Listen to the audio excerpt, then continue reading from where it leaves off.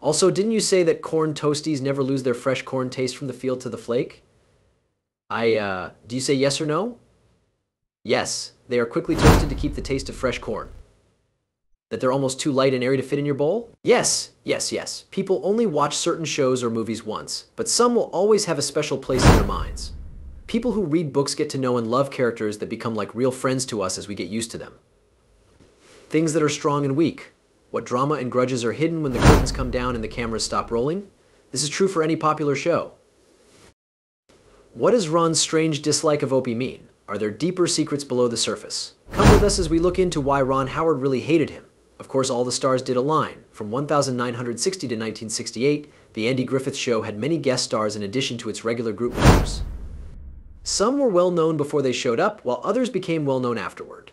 The Andy Griffith Show was an American sitcom TV show with stars like Don Knotts and Andy Griffith. Between October 3rd, 1960 and April 1st, 1968, the show aired 8 times on CBS. The first 159 shows were shown in black and white, and the last 90 episodes were shown in color. In the yearly Nielsen ratings, the show never did worse than 7th, and when it was over, it was number 1. The Andy Griffith Show takes place in the made-up town of Mayberry, North Carolina, which is a quiet country area. The show, which is named after its star, is about Sheriff Andy Taylor, played by Andy Griffith. The small-time crooks who cause trouble in his area are always stopped by his careful and sensible approach to life and law enforcement. A lot of the sheriff's time is spent keeping the people of the town from hurting themselves by their own mistakes. People's ideas about life in the country and small towns are used in the show. People who live in Mayberry are mostly simple country people, like gas station worker Gomer Pyle, played by Jim Neighbors, and town drunk Otis Hal Smith, who locks himself in jail after his weekly binge and lets himself out when he gets sober. Taylor's helpless partner is his irritable cousin, Deputy Barney Fife, played by Don Knotts. Deputy Fife's overly sincere and mistaken actions usually make things worse for Taylor and his partner. Knotts was great in the part and won 4 Emmys for it before leaving the show in 1965 and being replaced by Jack Burns.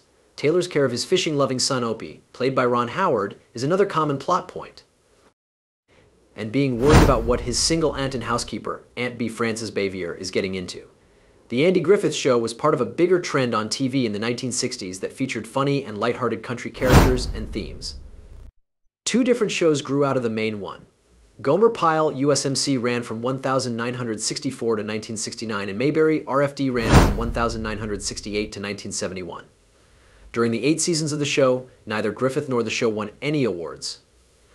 However, co-stars Knotts and Bavier got a total of 6 Emmys. From 1964 to 1969, the show had a sequel called Gomer Pyle USMC. In 1986, there was a reunion telemovie called Return to Mayberry. But how did the star group get along with each other? Who was mad at whom and why? Allow us to walk you through the specifics.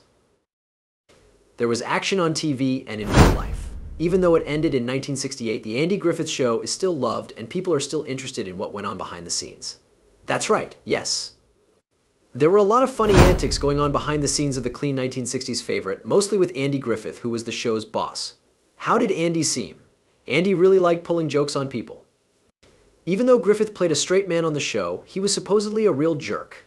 Griffith would often wake up his friend Knotts from a nap by dropping a metal film canister on the floor. Knotts wasn't the only one whose nap was cut short.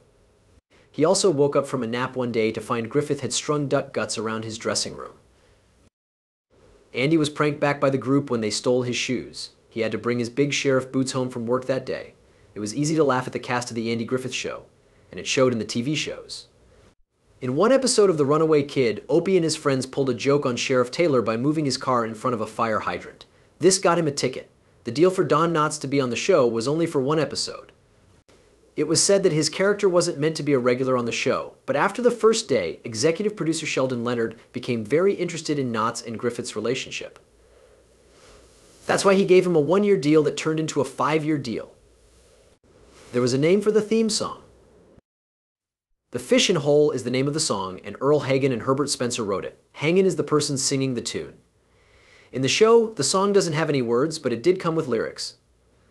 Griffith even put the words to the song on record. Ron Howard was not able to throw a rock into the lake. As the show's theme song starts, Ron Howard, who was known as Ronnie at the time, is seen walking with Griffith along the lake. He picks up a rock and throws it into the lake, but it looks like he didn't really do that. The cast and crew went to Los Angeles' Franklin Canyon to film the opening credits. They asked Howard, who was 6 years old at the time, to throw the rock, but it kept missing the lake.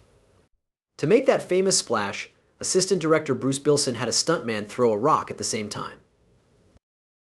We hope Howard's arm is better now than it was then. The fake man threw the rock when Opie pretended to throw it. Look at the scene one more time. While Opie throws the ball, you might notice a small delay before the splash. When it was over, the show was still the most watched show on TV. It was the most watched show on TV when it came out. That's a great way to end things. The other things that took place. The person who made the Andy Griffith Show didn't want Andy's name to be in the title of the show. Griffith said that the show's creator, Sheldon Leonard, felt bad about calling it after the star at one point. He just wanted to call it Mayberry. Mayberry used to be called something else. Before it became Mayberry, the town was called Mount Pilot. Andy himself agreed with this. Barb, Andy's real-life wife, had a small part on the Andy Griffith Show. She's in Barney and the Choir. In the pilot, Frances Bavier played a different part. Everyone knows Bavier as Aunt Bee, but in the pilot, she played Mrs. Henrietta Perkins, a widow from the area. Joey Moore was the first woman on the Andy Griffith Show to wear pants. Among Ellie Walker and Helen Crump, Peggy is Sheriff Andy's lover who gets less attention. She does have one claim to fame, though. As seen in Opie's competition, she was the first female character to wear pants. Betty Lynn moved back to the real Mayberry to retire. Lynn lived in LA. Until 2006, she fell in love with Mount Airy after going there for Mayberry days. Mount Airy was Andy Griffith's hometown and the idea for the show Mayberry. After someone broke into her home in Los Angeles, she chose to move to the small town in North Carolina. Frances Bavier moved to a real town close to Mayberry to retire as well. Bavier left Hollywood in 1972 and bought a house in Siler City, North Carolina, not long after her last appearance on Mayberry RFD. Bavier said, "I fell in love with North Carolina, all the pretty roads and trees, even though her TV shows were shot in California. Police Chief Andy's desk has maps of Idaho and Nevada that are turned over. That's not North Carolina, you know that." Andy Griffith has long claimed that the made-up town of Mayberry was based on Mount Airy, North Carolina, where he grew up. Barney takes a phone book from the sheriff's desk in the episode called A Black Day for Mayberry and starts to look through its pages. The words Mount Airy are very clear on the front cover of the phone book. It looks like the real Mount Airy, North Carolina book, but there is one thing that wasn't said. The name of one actor is still a mystery. The man who played Mr. Schwamp is still a riddle. There are 26 episodes of The Silent Citizen of Mayberry, plus a Mayberry RFD and a Gomer Pyle USMC show or two. The extra shows up in the movie Christmas in Connecticut as well. It was an April Fool's joke a few years ago when a Tags fan club said they would reveal who this man really was. Don Knotts was actually played by an unknown woman from Mayberry. For many years, Nice Dress Nellie was just as hard to figure out as Mr. Schwamp. It turned out that Nice Dress Nellie was the best thing about the Andy Griffith Show. At the start of season 1, Andy often called his partner in crime Barney his cousin. As the season goes on, though, they stop calling them cousins, and you'll never hear that word again. Griffin's real name was Ainge, which was Andy's nickname on the show. The fact that Knott also calls Griffith that in real life is very interesting. On the show, Barney often calls Andy Angie, just put Andy and Griffith together. Griffith and Knotts were the exact opposite of who they were. People knew that Andy was quieter in real life than Barney, who was always being silly. Fans, on the other hand, will find it interesting that they were very different people outside of TV or movies. That does mean that Knotts was a pretty serious person. Think about that. Watch the beginning of the theme song clip. Andy and his son Opie walk to the end of the water. This is where Andy nods his head yes when the boy throws a rock into the lake. Simple as it seems, this move means a lot more than it seems. It turned out that Griffith's real father would shake his head in the same way to show agreement. Rance Howard, Ron Howard's dad, was also an actress in movies and TV shows. They had a great relationship as father and son, and Ron said that Andy and Opie's friendship was built on how his dad affected his real life. It is known that Howard liked getting his family together and would work with his dad whenever he could. There was a lot of love between him and his dad that we saw on the show. The actor who died on Tuesday was best known for his role as Sheriff Andy Taylor on The Andy Griffith Show, but before that, he started out in singing. It was a theme that ran through his more than 50-year career. Griffith was in the band at Grace Moravian Church in Mount Airy, North Carolina, as a child. He sang and played the slide trombone. He got his music degree from the University of North Carolina at Chapel Hill and then got a job teaching music in high school. Griffith showed off his singing skills in Destry Rides Again on Broadway in 1958, which got him nominated for a Tony Award for Best Actor in a Musical. He sang in the movie A Face in the Crowd, which came out in 1957, in which he played a prisoner who was a poor singer. Griffith could be heard singing in a number of scenes of The Andy Griffith Show, a long-running CBS show. Griffith said in 1998 that music had always been a big part of the Andy Griffith Show. Griffith has put out records with both country and gospel music over the years. He recorded the theme song from the Andy Griffith Show with the original words. It was called "The Fish in Holets" to the tune of the show's catchy whistle, "Only Beginning," which Griffith did not sing. Earl Hagen, who helped write the song, whistled the popular TV theme song. Griffith's love of music carried over to Matlock as well. Between 1986 and 1995, he could be heard singing in different scenes of the detective show. He put out "I Love to Tell the Story" in 1996. Golden Globe Award winner for Best Southern Gospel, Country Gospel, or Bluegrass Gospel Album, 25 Timeless Hymns, and Album of Gospel Songs. More awards for music came next. Griffith was introduced to the Country Gospel Music Hall of Fame in 1999. He then joined the Christian Music Hall of Fame and Museum in 2007. She was from North Carolina and worked with country singer Brad Paisley on the video for Paisley's song 4 years ago. The video won the Country Music Association Award for Video of the Year, but didn't get to continue. The cast and crew thought the show was over after the 5th season, but Knotts quickly found new work. But when Griffith agreed to stay for a 6th season, Knotts agreed too. But he wanted a piece of the show if one thing was true. Griffith said no, which is when Knotts chose not to come back as Barney. Bavier didn't like her part. During the run of the show, Bavier had a love-hate relationship with her important part. As an actor in New York City, she thought her dramatic skills were not being used to their full potential. However, after 8 seasons as Bee, she was the only original cast member to stay with the show for 2 more seasons on the spin-off Mayberry RFD. On the set of the Andy Griffith Show, Bavier was easily upset, so the production staff was careful about how they talked to her. The star of the show, Andy Griffith, once said that the two of them sometimes had problems during the run of the show. Griffith said that Bavier called him 4 months before she died and apologized for being tough during the run of the show on Larry King Live on November 27, 2003. During an interview with Bill Ballard for Carolina Camera, Bavier said that it is hard for an actress to create a part that makes people forget about them as a person, and the only credit you get is for a part that you make on the screen. It was said that Aunt Bee on the show didn't have a good sense of humor. Bavier was born into a wealthy family in New York City and lived a fancy life. He went to Columbia University and the American Academy of Dramatic Arts before getting a job on the Andy Griffith Show. Many episodes of the show showed that Andy and Frances didn't get along very well because she didn't like his jokes. They made up before she died in 1989, which is good. In fact, Frances Bavier called Griffith not long before she died to say she was sorry for being difficult while they were shooting. The group cared about each other even if they didn't always show it. It's great that they were able to get back together. In 1967, she got an Emmy Award for Outstanding Supporting Comedy Actress for the 10 years she played the part. Frances Bavier stopped working in 1972 and stayed alone until she died in 1989. She rarely left her big 2-story home in Siler City, where she lived alone. The private actress spent most of her time in a big back room that wasn't very furnished, just a bed, a desk, a TV, and an end table with her glasses and black licorice on it. For her work as an actress in a supporting role in a comedy, Bavier got the Primetime Emmy Award in 1967. Many people who watched the Andy Griffith Show didn't know that Don and Andy's love relationship on the show came from the fact that they were friends in real life. Andy Griffith and Don Knotts were both poor as kids during the Great Depression. Griffith was born and raised in North Carolina. His family was too poor to buy him a crib, so as a baby he slept in the drawers of a dresser. Knotts, on the other hand, grew up in West Virginia as one of 4 boys. The opening credits with the whistled tune and the picture of Andy and little Opie on their way to fish are one of the most remembered parts of the Andy Griffith Show. Franklin Canyon Park, which is at the eastern end of the Santa Monica Mountains, is where the famous scene can be seen. The actors had favorite shows. Andy Griffith's favorite episode was Barney's First Car from season 3. In it, Barney spends all of his money on an old car that doesn't work. Ronald Howard's best episode was The Ball Game, which was written by his father, Rance Howard. Rance Howard wrote and acted in 5 episodes. From 1960 to 1968, a crazy 249 episodes of the Andy Griffith Show were filmed over 8 seasons. Many fans say that the pickle story is their favorite episode of the Switched Pickles, and Don Knotts loved it too. Aunt Bee makes a big batch of pickles that Barney calls kerosene cucumbers because they are so gross. Andy and Barney have to eat 8 jars of the nasty pickles because of a funny turn of events. A lot of funny things happen in this show, and it's clear that the men are having a good time while they're filming it. To get the chemistry, pay cash. The producers liked Andy and Don's chemistry so much that they made them a job contract right then and there for 1 year and then for another 5 years.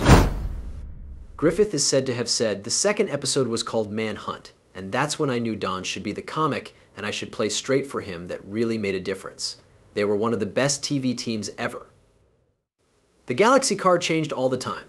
Ford Galaxies were the show's most famous police car, which Andy and Barney drove. Every time a new model came out, a nearby Ford store gave the show a free replacement Galaxy. After painting the old car, the buyer took it back and sold it. There was a better way for the deer to make a lot more money. He could have sold the cars as they were. So many cars in one show. Over the course of the 8 seasons, the show used a total of 10 different worlds.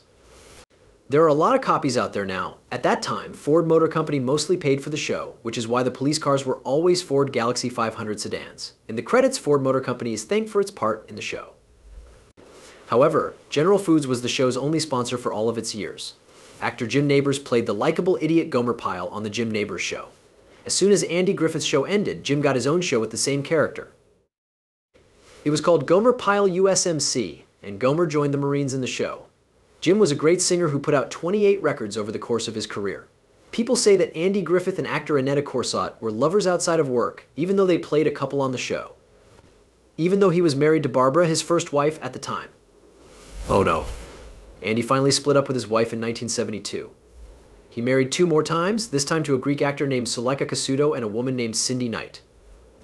On the other hand, Annetta never got married or had kids. Andy was caught in the act. As one of the cast's many jokes, a member of the crew dressed as a waiter went to Andy's hotel room to bring him dinner, but he found Andy and Annetta in a sexual act. Sorry about that. The joke didn't go over very well. It sounds like another famous Hollywood secret romance began on the Andy Griffith Show in the 1960s. This wasn't that unusual at the time either. We didn't see Opie's mom. During the show, Opie's mom is only addressed one time. Andy gets emotional in the episode called Wedding Bells for Aunt B and tells Opie how much he loved the boy's mother. People never learn more about her or even see a picture of her. But in an episode of The Danny Thomas Show, which led to the Andy Griffith Show, Andy says that she died when Opie was just a tiny bit of a baby. Why that name? The name Opie comes from a musical event in the past.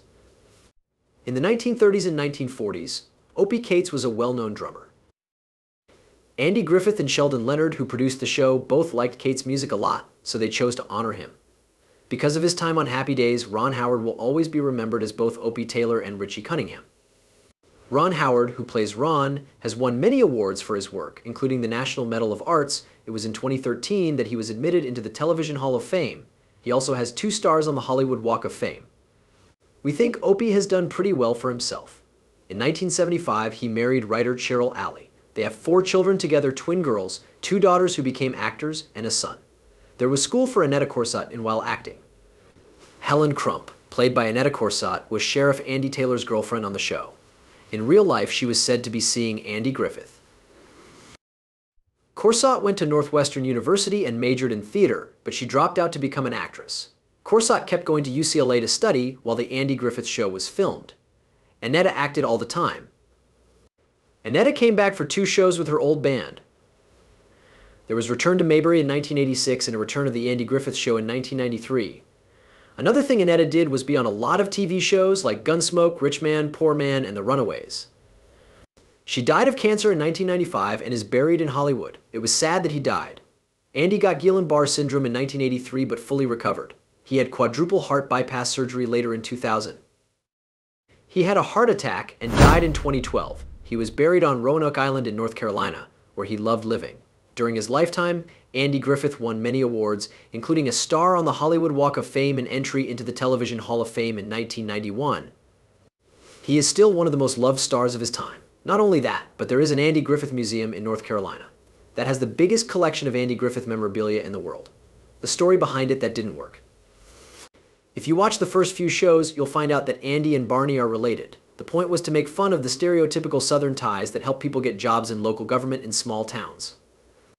That connection was only briefly mentioned in the first season.